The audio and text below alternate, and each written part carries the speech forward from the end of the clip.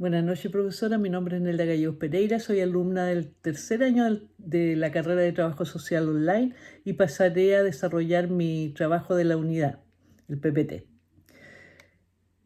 En la introducción vemos el caso familiar de María Colwell, las principales problemáticas, las preguntas de investigación e hipótesis principales, las variables de cada hipótesis, técnica de recolección de datos a utilizar, genograma y ecomapa.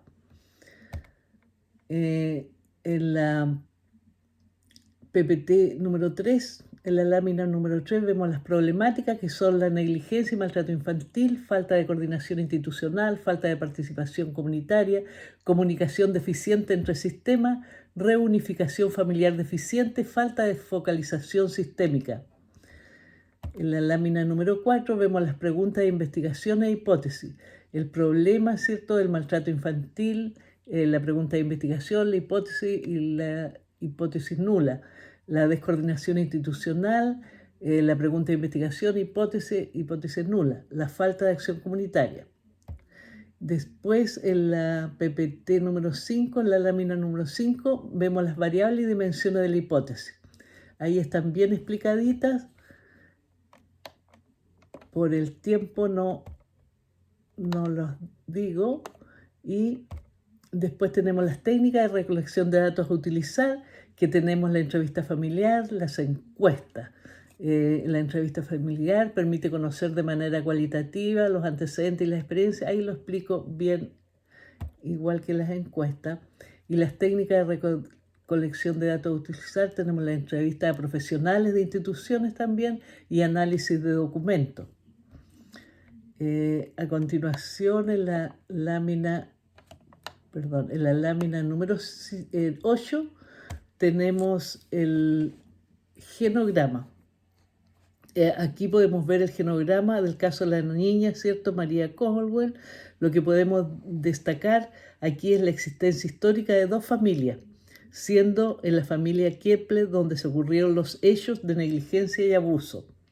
Podemos ver entonces que existe una relación conflictiva entre la señora Kepler y la señora Cooper. Y ahí lo vemos todo. Después, en la próxima, es que la estoy viendo aquí, en el próximo lámina tenemos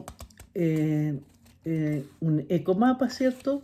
En términos del ecomapa podemos ver de manera en que el entorno influenciaba a la familia de María y a María en sí. Sistemas como los sistemas de salud y la comunidad vecinal tenían relaciones distantes con los sistemas de María, habiendo feedback que daba cuenta de la situación de violencia que María sufre, pero no existiendo mecanismos de acción directa que permitiera establecer apoyo estructural o un cambio significativo en las distintas las dinámicas familiares. Después, en la próxima lámina, vemos el diseño metodológico, que está bien explicadito ahí.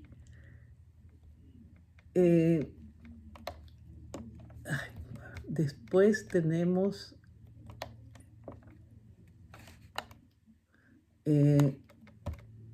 las conclusiones, la importancia de la mirada sistémica, la importancia del trabajo interdisciplinario y el diagnóstico como factor decisivo para evitar desenlaces como este. La importancia de la mirada sistémica. El caso de María Colwell aborda situaciones de violencia infantil en el que se reconocen los factores que contribuyen a su trágico desenlace. No fueron aislados, sino que estaban interconectados en una red compleja de relaciones familiares, institucionales y comunitarias. Esto subraya la necesidad de comprender y abordar no solo los sistemas evidentes de la violencia, sino también que las dinámicas subyacentes y los sistemas en los que se desarrolla el niño o niña, en este caso. También la importancia del trabajo interdisciplinario, la falta de coordinación entre las instituciones involucradas fue el factor que contribuyó a la tragedia. El trabajo en silos, es decir, de forma desconectada entre sí, no es efectivo en situaciones complejas como esta, donde diversas agencias y profesionales deben colaborar para garantizar la seguridad y bienestar de los niños. Diagnóstico como factor decisivo. El diagnóstico adecuado y oportuno es un factor crucial para evitar desenlaces trágicos como el caso de María Colville. Identificar y comprender las problemáticas subyacentes como la negligencia, la falta de coordinación institucional y la falta de participación comunitaria es fundamental para tomar medidas preventivas y de intervención efectiva. Un diagnóstico sólido sirve como base para la toma de decisiones informada.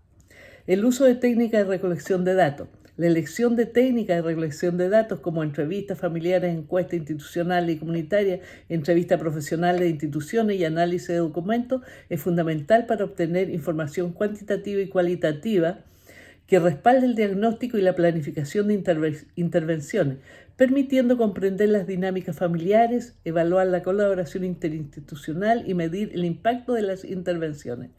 Lo anterior resalta la importancia de abordar la violencia infantil de manera integral y sistemática, con la colaboración interdisciplinaria como un pilar fundamental. Un diagnóstico sólido respaldado por técnicas adecuadas de recolección de datos para prevenir tragedias similares en el futuro y para garantizar la seguridad y el bienestar de los niños en riesgo. Eso sería mi presentación, profesora. Muchas gracias. Buenas noches.